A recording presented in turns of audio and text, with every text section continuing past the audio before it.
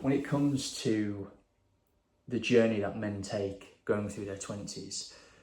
one of the areas of focus for a lot of men is understanding how they can fix themselves, whether that's developing confidence, whether that's trying to fix trauma from years gone by, which, let's be honest, gents, for a lot of us, that's something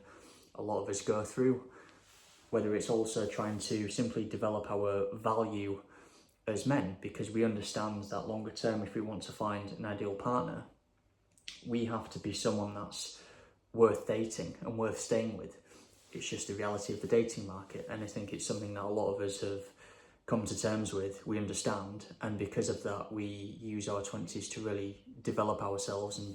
try and become a more well-rounded person overall. I think from my point of view, when it comes to the idea of trying to fix myself and using my 20s to try and fix myself, I guess the biggest advantage I had going through that process was just giving myself the freedom to, I think from a social standpoint, separate myself from people who, quite frankly, did nothing beneficial for me. In years gone by, I was with people who were just constantly trying to degrade me of my confidence, and I just got to a point where I decided, screw this, I'm stepping away and I'll go on my own and I'll do it on my own. And it's something a lot of men go through. If you're in crappy friendships, then the best thing you can do is take a step back, spend some time by yourself, and use that as an opportunity to grow and transform into a completely different person that the people around you previously wouldn't even recognize anymore. I guess the other part of it as well is asking yourself the question as to what you actually want to achieve out of all of this. For me, I used it as a way to say, okay, I want to develop my confidence overall, because I was quite introverted in my early 20s.